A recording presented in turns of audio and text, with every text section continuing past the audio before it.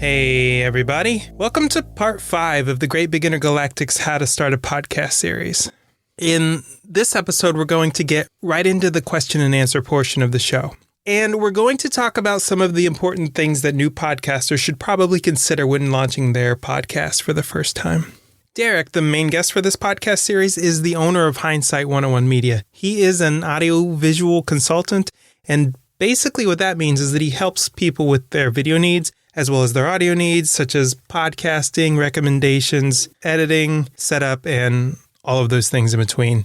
And you can find him at hindsight101media.com. He also has a YouTube channel. It's a DIY channel that really doesn't relate to audio or video, but it is an example of his work if you'd like to get to know a little bit more about him before venturing into this podcast. I'd like to cover as much content as possible in this episode, so let's get into the questions right away. Okay, Derrick, here's my first question for this episode. Should a podcast be recorded live? Going live with a podcast is kind of personal preference. So the pros and the cons. I think doing a live broadcast, you really have to be prepared. So if you have mistakes or a lot of dead air or anything like that, that's live. You can't take that back. But if you're first starting out, how many people are really listening? So, whatever. The one thing is, and that I don't do too many live episodes, but the ones that I have done, I don't edit those afterwards, because if people heard it live and all the flubs and mistakes, the ums, the likes, whatever I did, then I'm not going to go around and change that later. So I just publish it as it is. So that takes out just a lot of time, because I don't have to edit anything or, do any of the back end stuff, the post-production stuff that I would in a pre-recorded podcast, because, there were mistakes or bathroom breaks or whatever. So that's one thing. But then also live, you're really committing to a time, because say my podcast goes out midnight on Wednesday every week. It doesn't matter when I record it. I can record it on Sunday. I can record it on Monday, whatever, as long as I have it ready for Wednesday. But a live episode, if you're committing to 8 p.m. on Wednesday, you have to be there 8 p.m. on Wednesday. There's no leeway with that. So that's kind of where I'm like, I don't really know if I want to do that or commit to that, just because, I have a family and, things come up. So it really just depends on you. And then if you're by yourself, it might be a little easier. But if you have a co-host and you're working around two schedules, it could get a little tricky. So it just depends. It's all about what you want to do. But I don't think you have to go live, or live is better than pre-recorded. It's just really preference and how much effort you do or don't want to put into it. How long do you think a podcast should be? The length of a podcast is really up to you. I'd say the best recommendation, especially when you're starting out, is keep it under an hour. There are podcasts out there that are 3 hours long, and people are really interested in it. But there's also 3-hour podcasts that no one listens to because it's so long. Like I said before, we had a 2-hour podcast, but we got a lot of feedback saying it was a little too long, so we shortened it down to an hour, and I think that's a sweet spot for us. But then the guy who did Dirty Jobs, he has I don't think he does it anymore, but he had a 15-minute podcast, and people really liked that information. It was short, sweet, and quick. You could do it on a way to the work or in between whatever you were doing, because that's when people are listening to podcasts is, while they're doing something else. So it just depends on how long they have, and then what your listeners want. So you really have to kind of listen to your listeners, and then also what's best for you, because, maybe you want to do a 2-hour podcast, but you don't have 2 hours in your day, but also your listeners, their commute. That's when I listen to a lot of things. My commute is a half an hour. So anything over a half an hour, then it just becomes like, oh, well, I'll have to break it up or whatever. So it really just depends, but rule of thumb, keep it under an hour until you know your audience. Does a podcast need a theme song or music at the beginning? Me personally, I say no, it doesn't have to. That's pretty much up to you. Other people will say yes. I think you do need an intro, but I don't think it has to be kind of this big production like something else has. It's more for just kind of branding and recognition. I kind of think of it like Friends. The Friends theme song is very popular. It's actually sold a lot.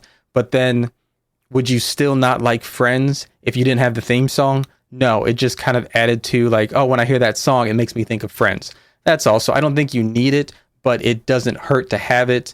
But an intro would be good to let people know what they're getting into. So if you just start talking about something and you just assume that people know what you're talking about because, you have listeners that keep coming back, but you're targeting those new listeners that have nothing, that have really no idea who or what you are. I mean, yes, they could read your description, but who reads nowadays? So you really want to have that short, sweet intro because, the people who are listening to you over and over again don't want to hear this long, drawn out intro about who you are. They know, but you need a little bit of introduction so any new people listening have an idea of what they're getting into. Now, piggybacking onto that, you have to use licensed or royalty-free music and stuff like that, where you can't just pull something off the radio or MP3s or CDs, whatever you want to do, because you can get in a lot of trouble for that, and you might have to pay a fine. So you always want to buy your music from a reputable source. There's so many, like Artlist, Soundstripe. I can't even name all of them, but just look for royalty-free music. And sometimes you have to pay a subscription. Sometimes you can buy the music. There's a lot of different things like that. Also, I know with my hosting platform, Spreaker, they had like a third party that would help you get your intro, where they had 100 different types of voices. You pick the voice, you give them a script, and then you tell them what type of music, like if you want jazz or rock or something like that, they'll put together kind of a little track for you, and then a voiceover. And then it was fairly inexpensive. I think that you pay like by the word, but it was, I think, like around $70. It really wasn't that bad for the quality and what I got. It was totally worth it then. But you can also record it yourself. All you'd have to do is just get the music, or if somehow you know someone that makes music, or you can go to Fiverr. Fiverr is a site that does like a lot of little odd jobs. So you can find someone who make a song for you for $10 if you want. I can't tell you that it'll be great for $10, but you might just get a quick little jingle that you can talk over, and then you could do it yourself. So there's ways of doing it expensive or inexpensively, just depending on, what you want to do. But you have to be very careful of taking music or videos or snippets from anything, because you ride this fine line. Now, there is a thing called fair use, which you are allowed to take snippets from different media in order to give commentary on it. But you can't just play a whole movie and then comment about it. You have to like break it up into little chunks and talk about it here and there, and that's fair use. It's still a little tricky, so I would look it up on your own, look up fair use and kind of get the full definition. But yes, you can take snippets of things and put it in your podcast, but you have to keep it snippets. It has to be informational, stuff like that, and you can't abuse it. Some people will, play the whole thing. No, you can't do that. You have to chop it up and talk about it. And I'll have one more question for Derrick before we go, but before I get to that one, I'd like to talk a little bit about my personal experience with both episode length as well as the nature of the intros to the podcast that I've created so far. In the first podcast that I co-hosted, the musical intro to the show was really long, and it was really loud and epic too. And at first, I really loved it. I'm actually going to go ahead and play that for you right now. Coming to you from deep beneath the murky waters that lie beyond the Lake Erie shoreline. This is the Cleveland Podcast!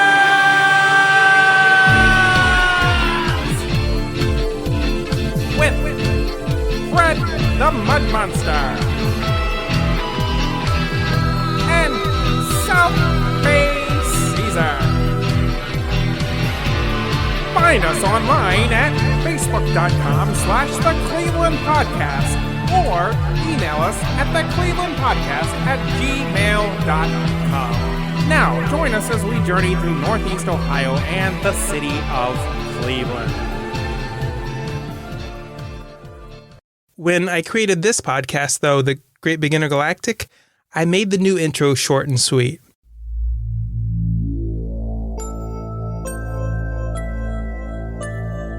The Great Big Intergalactic. There were a few reasons why I had such a major change of heart regarding what the intro should sound like. First of all, I thought about the environments where people might be listening to podcasts. Some people might be listening in their office. I started to worry that if the intro was too long, too loud, and too obnoxious, that it might actually make people turn the show off before we even got the chance to talk about our subject matter for the day. So 2 years later, when I created the introduction for the Great Big Intergalactic, this podcast, I made it completely the opposite. It is short, relatively quiet, and much less obnoxious. And hopefully that makes the podcast much easier to listen to in any potential environment. Derrick also made a great point about having a short explanation somewhere in your intro about what your podcast is about, maybe just a line or two. If your podcast is about armadillos, maybe you could say something short and sweet like, "This is the Armadillo Podcast. Armadillo talk for armadillo lovers." And really, that's all you need to say. The second reason for the change of heart about how I regarded intros was how it affected the editing that I had to do and how it affected episode length as well. After I finish up edits for one of my podcast episodes, I usually go out for a walk and listen to the final product wearing headphones before I publish it. I have never published an episode without listening to the final draft first. And I think that this is important because it's really, really easy to accidentally leave an audio file in the wrong place, maybe from a past episode if you're using an old template. I once listened to a podcast where two different people were talking over each other the entire time. It was really obvious that two different tracks of two different people talking had accidentally been layered on top of each other. And it was really clear that the producer of the show had not listened to it before publishing it. I sent them a quick message and they're like, "Oh, thanks for that." And then they removed one of the tracks. And a few hours later, I listened to it again and it sounded fine. I've listened to my final edits before and realized that I forgot to remove a soundbite from the previous week or forgot to move the finishing credits to the right place. These things can happen pretty easily. Sometimes your digital audio workstation tends to hide files in places that you might not see them, especially when it's a long episode. The first podcast that I was part of, it was an hour and a half long for each episode. So if I went out hiking and I realized that there was an error somewhere in the podcast, I'd have to go back home, do a quick edit to remove the problem, and then I'd have to listen to the entire hour and a half again to make sure there wasn't any more additional problems. And that's really annoying. Also, sometimes that pushed the release back by a day or two because I had to go back and listen to it, and sometimes I just didn't have the time. You know, I thought it was finished when I went out there, and now I had to go back and listen to it again. It was extremely time-consuming and horribly frustrating. Another thing about that epic intro that I had for my first podcast, it was really, really hard to figure out how loud it should be in relation to the conversation that was being had. There were times when I had to go back, make a slight volume adjustment, bounce the final mix down, and then have to completely listen to the final hour and a half mix all over again. I burnt myself out several times over the 2 years that we did this podcast. And at times I started to hate the process of doing everything it involves to launch a podcast every 2 weeks. The new intro that I've created for the Great Big Intergalactic, in addition to being much shorter, is that it's much, much more forgiving if the volume is a little too quiet or a little too loud. And again, if there is a problem, it takes a lot less time to fix it because of, one, how long the intro itself is, and two, how long the episodes are. My current podcast is meant to be under 20 minutes long. At least that's what my target length is for it. So it only takes me 20 minutes to listen to the final draft, make any necessary changes, then 20 more minutes to go back and listen to it again. That's 40 minutes total compared to 3 hours. And that time seriously adds up. So when you're considering episode length, consider how much time it takes to do your editing as well. But is editing even necessary? I asked Derrick from Hindsight 101 what were his thoughts on editing a podcast. Does a podcast need to be edited? Editing your podcast is personal preference. It all depends on what you can live with, and then I guess how bad of a speaker or speakers you are. Because if you have a good story or a good topic, people will listen to anything. Bad audio, horrible speaking, grammar, whatever. It doesn't matter if you have a good subject. Trust me, I've listened to a few podcasts, and then as the technical person inside me, I cringe. but the topic is so interesting. It's just like you look past some of that. I kind of liken it to if you've ever seen a bootleg movie that you can barely hear and barely see, you'll still watch it, but it probably won't be the best experience, but you'll still watch it. So that's kind of how I think about podcasting. If it's something good, no matter what, you'll listen to it. So it's really up to you. I am very particular about my editing, so I edit. There's no time that I won't edit, and I'm very meticulous about what I take out and leave in and stuff like that. So it's really a personal preference. I just wouldn't go too crazy, and I think in the beginning I did go very crazy, and I spent way too much time editing, and then it just becomes not fun anymore, so you may not continue.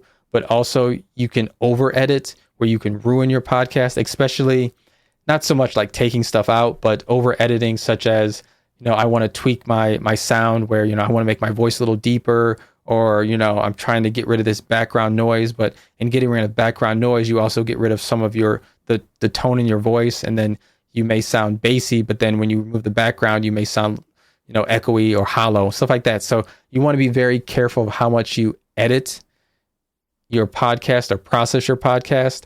The thing is, the rule of thumb is you get it right while you're recording, so you don't have to do anything. You don't have to do that much in post. And that's something, like I said, you'll work on, where you work on your speaking skills, you tweak your editing and stuff like that. So, you'll be in a quieter space. You'll know it's like, oh, the air conditioning is really loud. I need to turn it off next time, or just a lot of different things. As you do it, you'll start to know, and there'll be less and less that you have to edit out, because you realize how much of a pain it is to edit out or try to correct. You don't want that to happen again. Thank you, Derrick. I am actually one of those people that Derrick talked about who edits way too much. I obsess over those small things that listeners will probably never even notice. But I think that there's probably a healthy middle ground between not editing at all and obsessing over the small things that will eventually burn you out as the producer of your podcast, or the editor, whatever you want to call it. But there's another factor in how much editing is needed, as Derrick spoke about, and that depends on who is doing the talking. You may be such a fluently talented, super interesting speaker that you don't even need any editing in order to sound great. I know people like that. My former co-host was like that. Anyways, thank you again to Derrick from Hindsight101media.com. Be sure to check out his website and his YouTube channel, and thank you all for listening. Hopefully, we'll see you again on part 6 of How to Start a Podcast. See you then. Thanks for listening to the show. The Great Big Intergalactic can be heard on Spreaker, Spotify, YouTube, Google Play, Apple iTunes, and anywhere else that podcasts can be heard. If social media is your thing, you can follow the program on Facebook or Twitter. If you enjoy the show, upvote, share, like, and subscribe. Whenever and wherever those things can be done. If you'd like to send feedback, the easiest way to do that is to email the show at tgbiuniverse@gmail.com, TGBI as in the Great Big Intergalactic, or you can leave a voicemail at 216-200-7940. Contributions could include written feedback, audio submissions, voicemails, or potentially even live guests. It was great having you today, and see you next time.